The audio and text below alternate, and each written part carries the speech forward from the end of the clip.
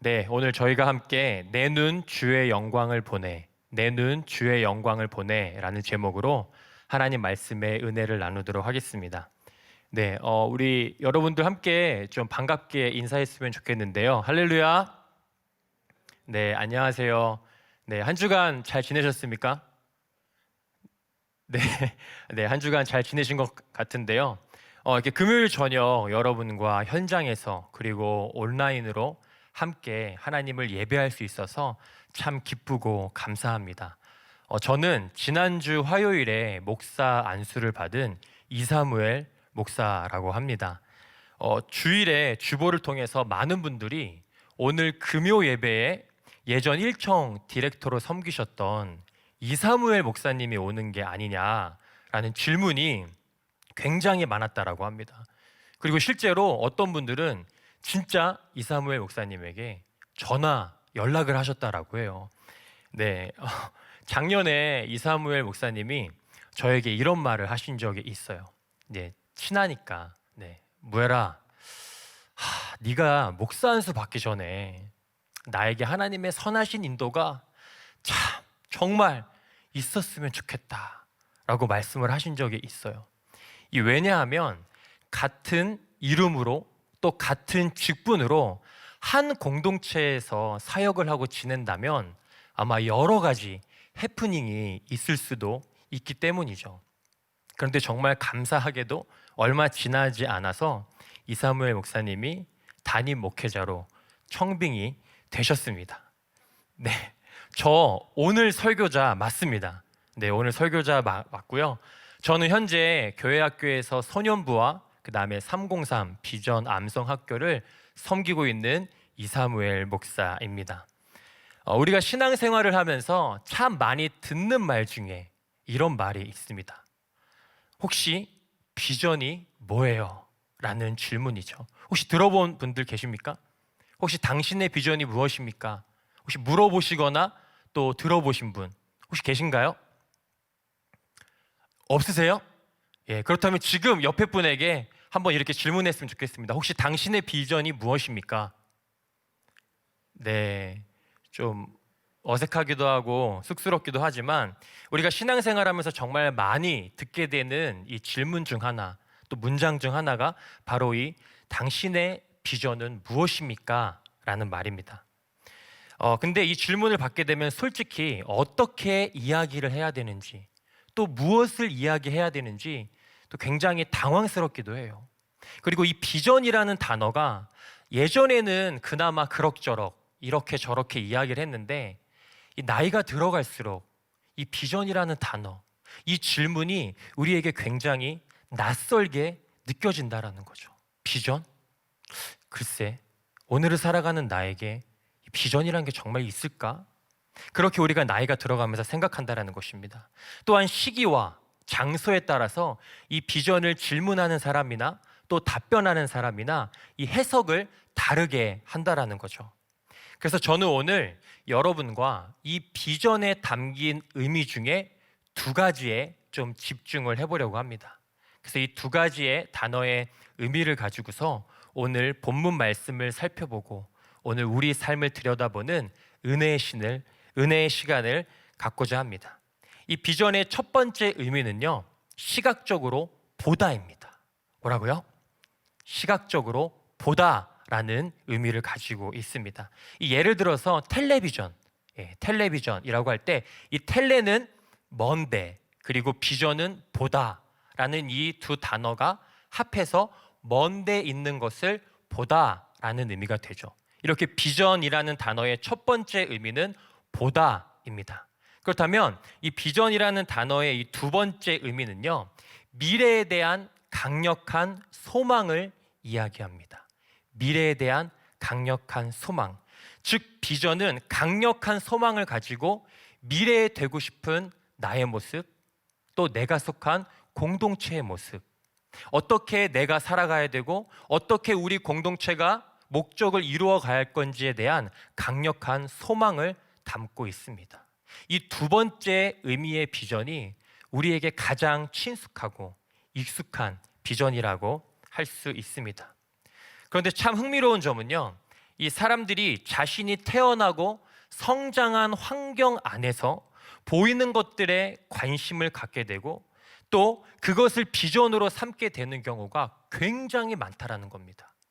내가 태어나고 내가 성장하고 내가 지내오는 그 과정 가운데서 눈에 보이는 것들, 또 그 눈에 보이는 것들로 말미암아 나의 비전, 나의 미래를 그려본다라는 거죠. 이 불과 몇 년 전까지만 하더라도 이 초, 중, 고교 학생의 이 비전, 이 장래 희망이 오랫동안 1위로 선생님이었습니다. 선생님. 왜냐하면 아이들이 가장 많은 시간 학교와 학원에서 눈에 보이는 것이 바로 선생님이기 때문이죠. 그런데 이게 요즘 들어서, 최근 들어서 바뀌었습니다. 요즘 들어서 아이들이 가지고 있는 비전, 이 장래 희망은요, 바로 유튜버, 아프리카 BJ, 그리고 어떤 친구들은 건물주가 비전이에요. 하도 이 영상 매체 가운데 부동산, 또 잘 사는 사람들, 금수저, 이러한 영상 매체들을 많이 접하다 보니까 아이들이 그것을 매일 보고 그것을 비전으로 삼는 경우가 있다라는 거죠. 또 여자 아이들은요, 뭐 아이돌 아니면 뷰티 디자이너. 이 스마트폰이 일반화가 되면서 요즘 아이들이 가장 많이 보는 것, 유튜브와 영상 매체이기 때문입니다. 이러한 영향을 받습니다. 이렇게 오늘 내 눈에 보이는 것들이 나의 미래를 결정하는 시대를 저와 여러분이 살아가고 있다라는 거죠. 그런데 여러분은 최근에 무엇을 보고 계십니까? 또한 내 눈에 보이는 그것을 어떻게 해석하고 계십니까? 우리가 이 자료 화면을 통해서 우리가 무엇을 보고 있는지, 또 그것을 어떻게 해석하고 있는지 알아보도록 하겠습니다. 먼저 첫 번째 화면을 우리가 이 화면을 참고해서 한번 볼 텐데요. 이 화면은요, 먼저 같은 현상, 같은 상황에서 서로 다른 것을 볼 수 있다는 겁니다. 다시 한번요. 같은 현상, 같은 상황에서 서로 다른 것을 볼 수 있다는 겁니다. 여러분은 이 그림에서 무엇이 가장 먼저 보이셨습니까? 네, 무엇이 가장 먼저 보이셨죠? 네? 네, 좀 더 큰 목소리로. 네, 무엇이 가장 먼저 보이셨어요? 그리고요, 신기하게도 또 어떤 분은 아예 보이지 않는 것도 있습니다. 제가 말씀드리면 이 그림에는요, 사자, 고릴라, 물고기, 나무가 다 있습니다. 저는 개인적으로 사자와 고릴라가 안 보였어요. 처음에 이 사진을 보는데 사자와 고릴라가 전혀 보이지 않더라고요. 근데 정답을 보고 나니까 딱 보였어요. 그런데 그 전까지는 정말 신기하게도 안 보였다라는 거예요. 같은 현상, 같은 상황에서도 서로 다른 것을 볼 수 있다는 예시입니다. 여러분, 네 가지 다 찾으셨죠? 네, 네 가지 다 찾으셨죠? 네, 그렇다면 우리 다음 화면 한번 보도록 하겠습니다. 이 두 번째는요, 같은 현상, 같은 상황에서 서로 다르게 해석할 수 있다는 겁니다. 같은 현상, 같은 상황에서 서로 다르게 해석하는 것. 어떤 분은 이 그림을 보고서 물이 반이나 있네 라고 해석을 하기도 하고요. 또 어떤 분은 물이 반밖에 없네 라고 해석하기도 합니다. 같은 현상, 같은 상황을 긍정적으로 해석하는 분들이 있고요. 또한 부정적으로 해석하는 분들도 있다라는 거죠. 오늘 본문으로 들어와서요. 오늘 우리가 읽은 이 말씀은 출애굽한 이스라엘의 비전을 결정짓는 매우 중요한 사건을 담고 있습니다. 이 사건을 통해서 이스라엘 백성은 가나안 땅을 눈앞에 두고도 40년 동안 방황을 하게 됩니다. 이들이 무엇을 보았고 또 어떻게 해석을 했는지, 하나님께서는 이스라엘에게 어떠한 비전을 이루고자 하셨는지 오늘 본문 말씀을 자세히 살펴보도록 하겠습니다. 이 가나안 정탐에 관한 이야기는요, 민수기 13장부터 시작됩니다. 이제 본격적으로 가나안 땅을 정복하기 위한 사전 조사가 시작되었습니다. 이스라엘에게 있어 이 가나안 땅은 하나님의 약속 그 자체입니다. 창세기 17장에 기록된 것처럼 하나님께서 아브라함과 또한 후손들에게 이 땅을 영원한 기업으로 주시고 또 이 땅을 통해서 나는 그들의 하나님이 되리라 라고 말씀하신 땅, 그 약속, 그것이 바로 가나안입니다. 출애굽한 이스라엘 백성에게 가장 위대하고 가치 있는 비전은 바로 이 나라였습니다. 가장 위대하고 가장 가치 있는 비전, 그것은 바로 이스라엘이 나라를 소유하는 거였죠. 이제 곧 그렇게 바라던 나라가 생긴다라는 이 사실에 주체할 수 없는 벅찬 감정으로 기대하고 있었을 것입니다. 이스라엘은 430년 동안 영토와 주권을 빼앗기고 노예로 살았습니다. 우리나라가 일제강점기 35년 동안 나라를 빼앗기고 그리고 당한 고통과 괴로움을 조금만 살펴보면 100년이 지난 지금도 피가 거꾸로 솟고 또한 아직도 잔재들을 해결해 나가고 있는 것을 볼 수 있습니다. 그리고 매 국가적으로 나라를 되찾은 날을 기뻐하고 감사하고 있죠. 그런데 이스라엘은 무려 430년입니다. 우리나라와는 비교도 할 수 없는 430년이라는 시간이죠. 가늠조차 되지 않는 고통과 괴로움이 이스라엘에게 있었습니다. 하나님께서는 모세에게 가나안 땅을 정탐하기 위해서 각 지파의 대표들을 선발하라고 말씀하십니다. 그리고 모세는 12지파에게 그 지파마다 대표들을 선발할 것을 전하게 됩니다. 이 소식을 들은 수많은 이스라엘 백성들이 서러움과 감격의 눈물로 이 대지를 울렸을 것입니다. 하나님의 말씀에 따라 12지파에서 12명의 대표자들이 선발됩니다. 이들은 각 지파를 이끌어 나갈 차기 지도자들이라고 할 수 있습니다. 지혜롭고 용감하며 영육간의 강건함으로 탁월한 인재 중에 인재였습니다. 그 중에 여호수아와 갈렙도 각 지파의 대표로 선출되게 됩니다. 그리고 40일 동안 가나안 땅을 정탐하기 위해서 떠나죠.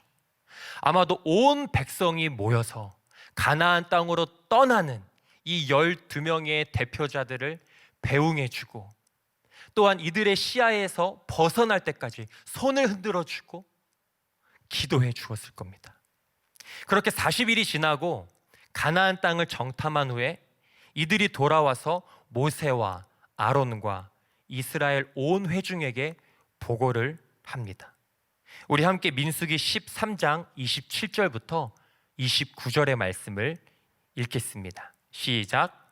모세에게 말하여 이르되 당신이 우리를 보낸 땅에 간즉 과연 그 땅에 젖과 꿀이 흐르는데 이것은 그 땅의 과일이니이다. 그러나 그 땅 거주민은 강하고 성읍은 견고하고 힘이 클 뿐 아니라 거기서 아낙 자손을 보았으며 아말렉인은 남방 땅에 거주하고 헷인과 여부스인과 아모리인은 산지에 거주하고 가나안인은 해변과 요단가에 거주하더이다. 아멘. 우리 27절을 다시 한번 좀 보도록 할 텐데요. 제가 주위에서 살펴보아야 할 곳에 이 노란색으로 강조를 했습니다. 정탐을 하고 온 대표자들의 태도가 조금 이상하다라는 것을 느끼죠. 먼저 27절에 보면 당신이 우리를 보낸 땅에 갔다라고 말합니다. 아까 제가 말씀드렸지만 이 가나안 땅을 정탐하라고 말씀하신 것 누구죠? 네, 하나님입니다. 모세가 아니라 하나님이라는 거죠. 하나님께서 모세에게 말씀하셨고 모세는 하나님의 말씀을 백성에게 전달했습니다. 그런데 이들이 왜 이렇게 말을 했을까요? 도대체 왜? 이들이 그 가나안 땅을 살펴본 후에 그 마음에 두려움과 거부감이 들어온 것입니다. 그리고 이어서 그러나 라고 반대 입장을 확고히 한 후에 그 땅을 가질 수 없다라는 것을 설명하기 시작합니다. 이에 이스라엘 백성이 술렁이기 시작하죠. 이때 갈렙이 나서서 백성을 조용하게 합니다. 그리고 담대하게 우리는 반드시 그 땅을 차지할 수 있다라고 선포합니다. 그러나 여호수아와 갈렙을 제외한 이 10명의 대표자들은 계속해서 악평을 늘어놓습니다. 우리 33절을 함께 읽겠습니다. 시작. 거기서 네피림 후손인 아낙 자손의 거인들을 보았나니 우리는 스스로 보기에도 메뚜기 같으니 그들이 보기에도 그와 같았을 것이니라. 네, 제가 또 아주 주의해서 살펴보아야 할 이 단어에 노란색으로 강조했는데요. 이 총 3번의 보다라는 단어가 이렇게 등장을 합니다. 이들은요, 자신들이 본 가나안은 견고하고 힘이 크고 그 사람들은 거인과 같다고 말을 합니다. 이어서 스스로 보기에도 자신들은 그들에 비하면 메뚜기와 같다라고 하죠. 그리고 마지막으로 그들이 보기에도 그와 같았을 것이라고 말합니다. 여기서 이 보다라는 단어가 3번 등장을 하는데 정말 기가 막힙니다.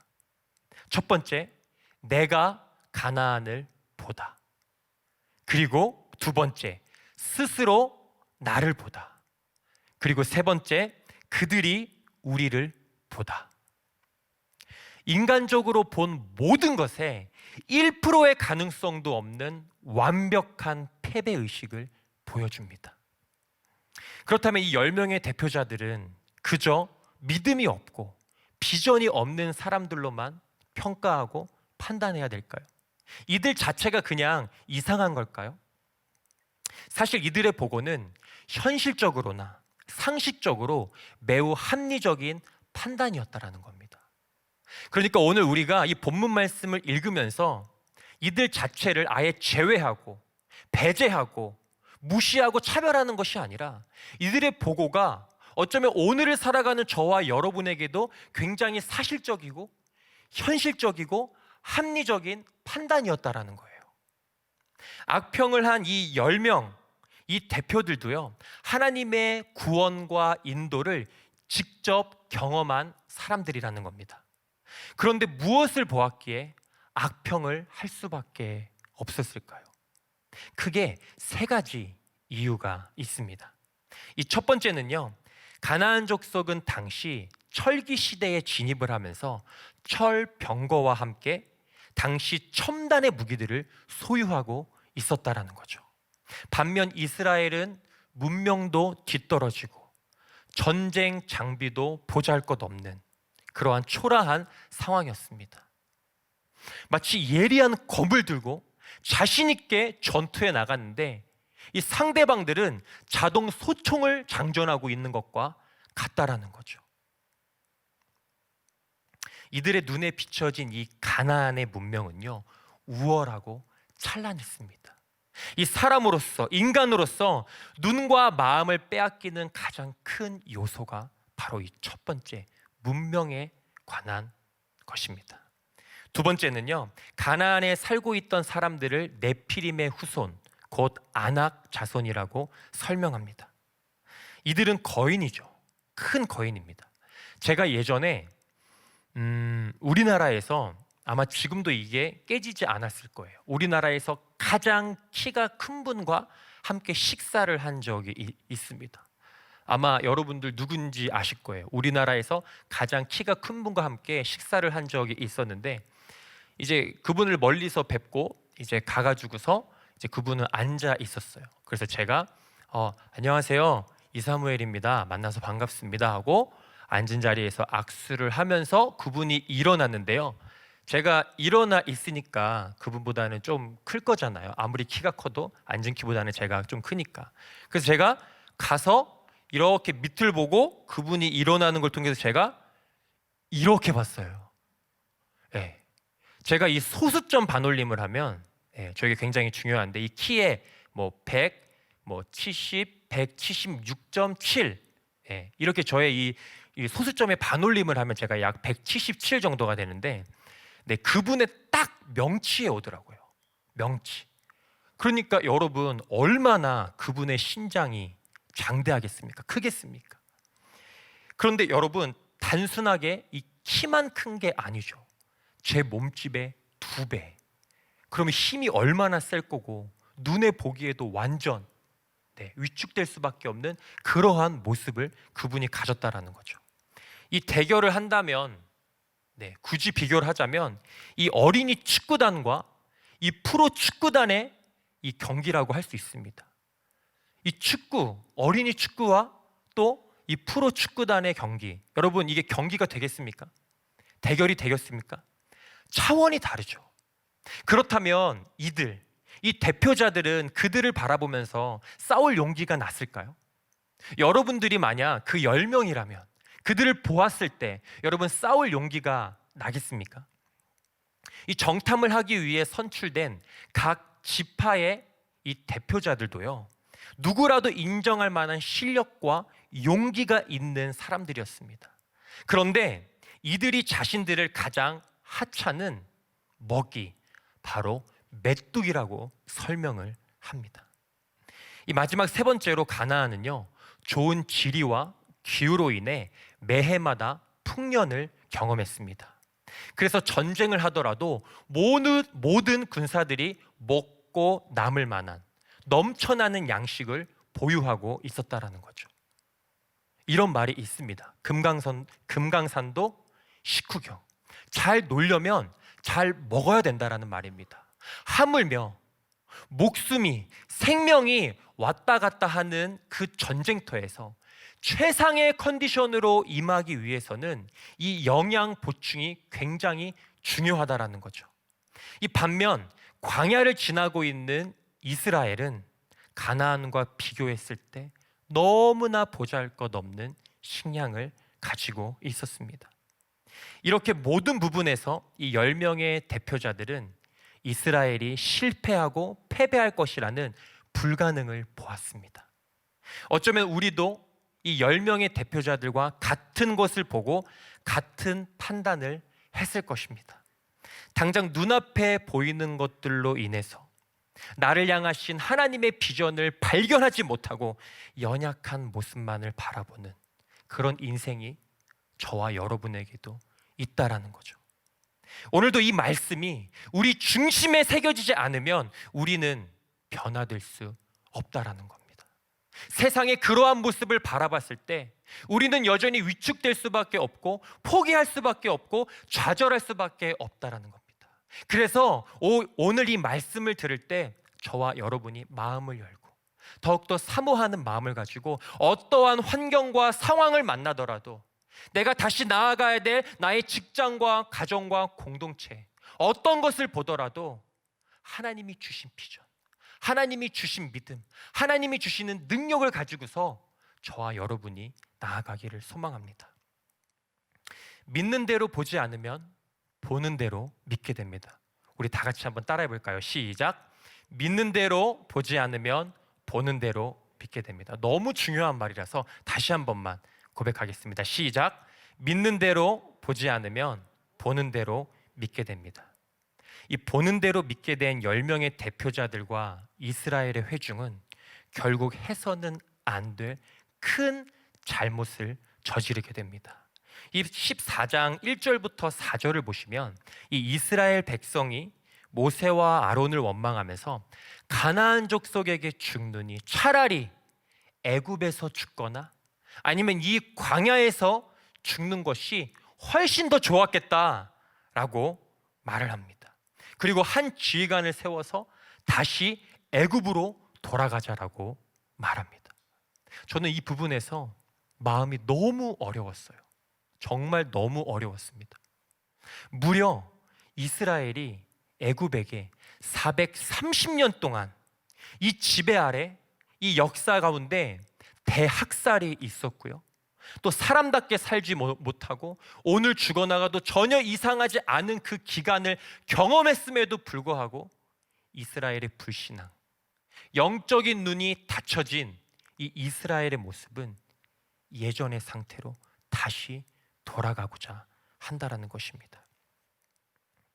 이러한 행동은 지금까지의 하나님의 은혜, 하나님의 섭리, 구원하신 하나님, 우리를 창조하신 하나님, 이 모든 것을 무시하고 거부하는 불순종 중에 불순종의 모습입니다. 그리고 정말 최악의 행동을 하게 되는데요, 그것이 무엇이냐면 하나님의 종 모세와 아론, 그리고 여호수아와 갈렙을 돌로 쳐서 죽이려고 합니다. 이 영적인 눈이 한번 닫히게 되면요, 내가 상상하지 못한 최악의 경우까지 곤두박질 치게 된다라는 겁니다. 영적인 눈이 한번 가리워지면 내가 생각하지도 못한, 내가 상상하지 못한 최악의 경우까지 하나님께서 가장 기뻐하시지 않고 내가 다시 그 환경을 바라봤을 때 비참하고 수치스러운 그러한 지경까지 내가 갈 수 있다라는 거죠. 이때 하나님께서 나타나셔서 폭동을 정리하십니다. 화가 머리 끝까지 나신 하나님께서 모세에게 이렇게 말씀하세요. 이들을 모두 없애버리고 나랑 다시 새롭게 시작하자. 내가 너에게 아주 큰 나라, 강한 나라를 주겠다라고 말씀하십니다. 하나님께서 얼마나 화가 나셨으면, 진노하셨으면 이렇게 말씀하셨을까요? 하나님으로부터 빅딜을 받은 모세는 그럼 어떻게 대답했을까요? 여러분이라면 어떻게 하시겠습니까? 당장 내 눈앞에 나를 돌로 쳐서 죽이고 또한 다시 애굽 땅으로 돌아가자고 선동하는 그들을 여러분이 모세로서, 모세의 눈으로 그들을 바라보신다면 여러분은 어떻게 하셨을 것 같습니까? 하나님의 이 빅딜, 이 제안, 여러분 받아들이시겠습니까? 아니면 다시 국률하고 자비하시고 노하기를 더디하신 하나님께 간청하시겠습니까? 네, 곰곰이 한번 생각해 보셨으면 좋겠어요. 여러분, 이 모세는요, 다른 어떤 말로, 그 어떤 말로 아닌 하나님께서 이 백성에게 주시고자 하는 비전에 대해서 말씀을 드립니다. 택한 백성을 구원하시고 하나님의 백성으로 살아갈 수 있도록 이 나라를 주시겠다는 그 약속을 이 모세가 하나님께 다시 말씀드린다라는 거죠. 이 모세는 하나님의 비전을 이루어 가 주시기를 간청합니다.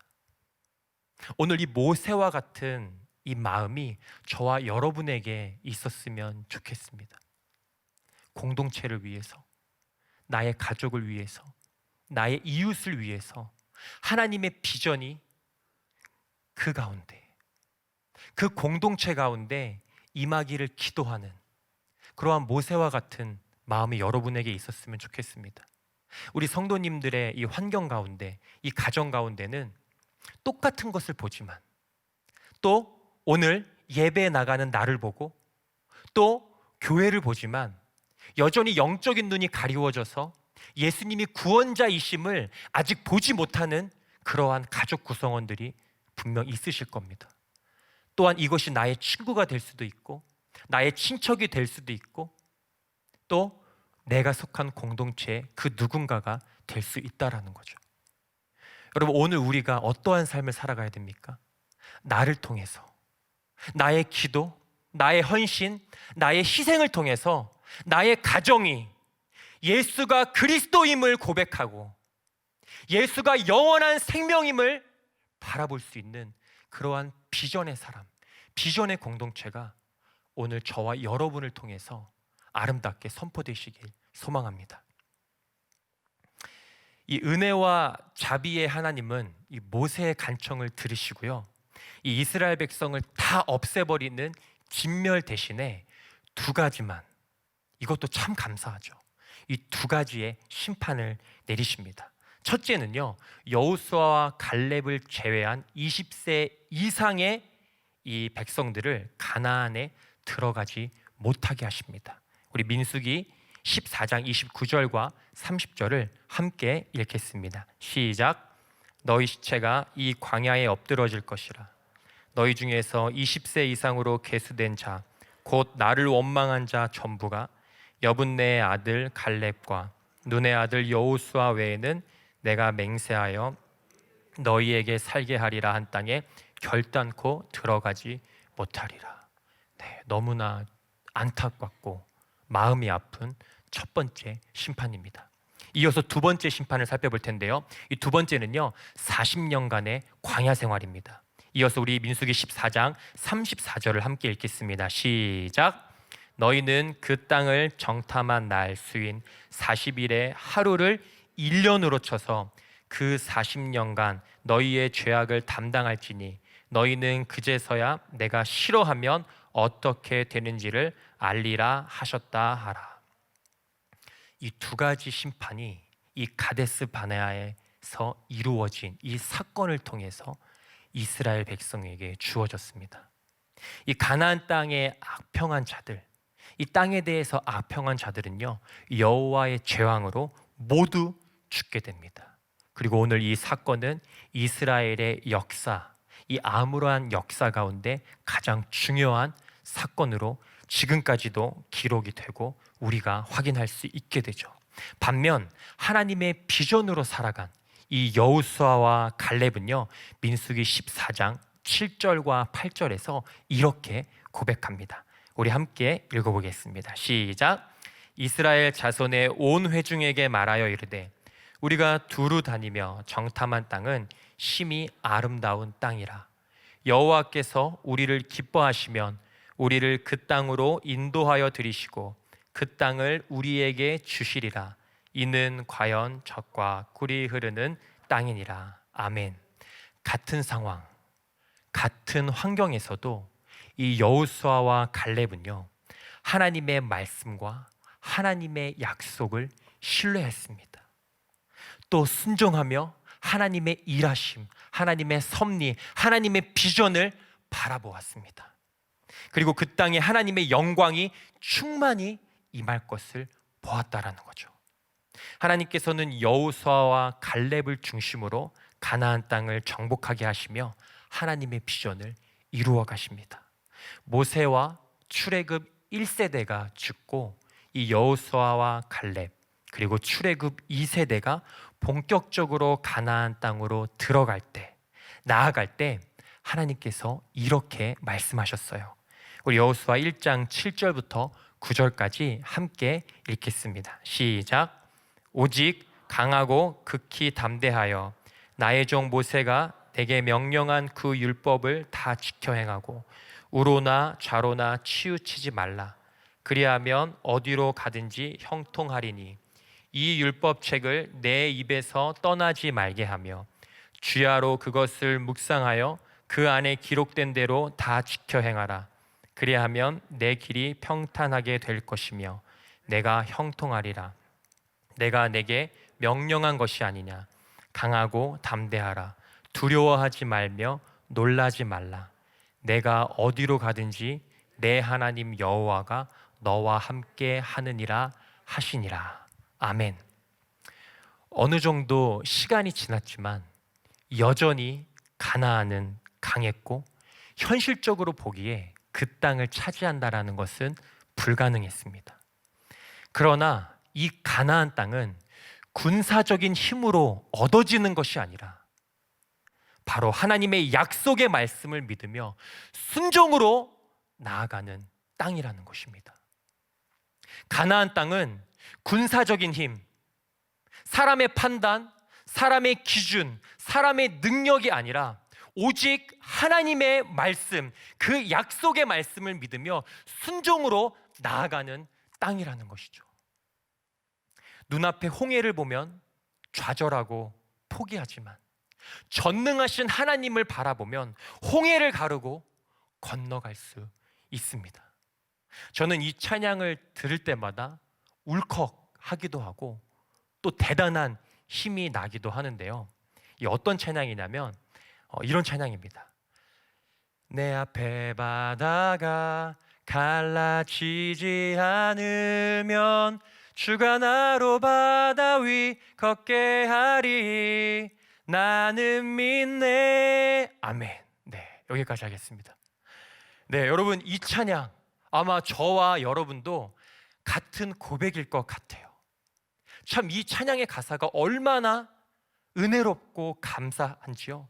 내 앞에 바다가 설령 갈라지지 않으면 하나님께서 나를 어떻게 하신다고요? 바다 위로 걷게 하신답니다.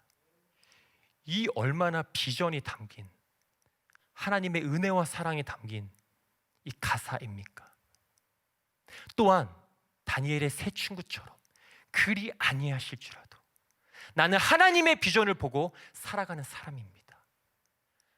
7배나 더 뜨거워진 그 풀무불 앞에서도 당장 눈앞에 보여지는 것이 아니라 더욱더 크고 강하신 전능하신 하나님을 바라본 그 비전을 저와 여러분들이 보길 소망합니다. 하나님께서는 가나안 입성을 앞두고 있는 여호수아와 이스라엘에게 오직 하나님만을 바라보고 나아갈 것을 가르쳐 주셨어요. 눈앞에 보이는 초롱성과 같은 가나안보다 더 크고 위대하신 하나님의 비전, 하나님의 일하심을 목도해야 할 것을 알려주신 것입니다. 아멘. 여호수아뿐만 아니라 이 갈렙도요, 이 나중에 기업을 분배받을 때도 가장 힘든 지역, 아낙 자손이 거하는 그 지역을 달라고 합니다. 이때도 갈렙의 비전은 눈앞에 보여지는 것이 아니라 하나님만을 신뢰하고 하나님만을 바라보는 것입니다. 그래서 이렇게 고백합니다. 여호와께서 나와 함께 하시면 내가 여호와께서 말씀하신 대로 그들을 쫓아내리라. 아멘. 이러한 고백이 갈렙에게 있었다라는 거죠. 여러분, 지금 우리 눈에 보이는 이 상황은요, 너무나 힘들고 어렵고 괴롭습니다. 사실입니다. 현실이고요, 지극히 합리적인 판단입니다. 이 2월부터 시작된 이 팬데믹과 같은 이 코로나 시기는요, 당장 우리가 눈에 보기에 너무나 힘들고 어렵고 괴롭다라는 거죠. 좌절하는 게 당연하고 포기하는 게 당연하다고 보여집니다. 그러나 오늘 말씀을 기억하는 저와 여러분이 되길 간절히 소망합니다. 10명의 대표자들처럼 눈에 보이는 것들에 함몰되어 오늘까지 나를 인도하시고 구원하신 하나님을 망각하는 일을 절대는 해서는 안 된다라는 것입니다.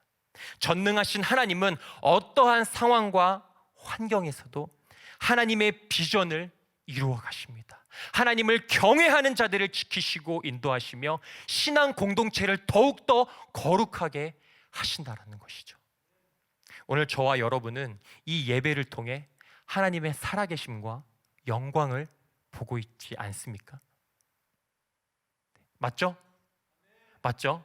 네, 오늘 이 예배를 통해서, 이 시간을 통해서 저와 여러분은 하나님의 살아계심, 하나님의 영광을 보고 있는 하나님의 빛의 자녀들이라는 것입니다.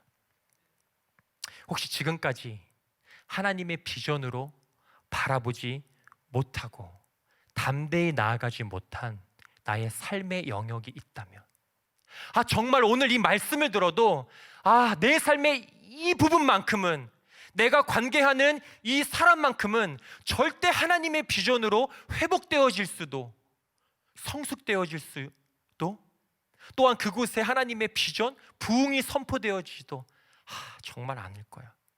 혹시나 그러한 곳이 있다면, 혹시 그렇게 여전히 생각하고 계신다면, 오늘 이 예배를 통해서, 오늘 이 말씀을 통해서 나의 눈을 들어 주의 영광을 바라보고 주의 일하심을 바라보고 주의 비전을 바라보시는 3일의 모든 성도님들이 되시길 간절히 축복합니다.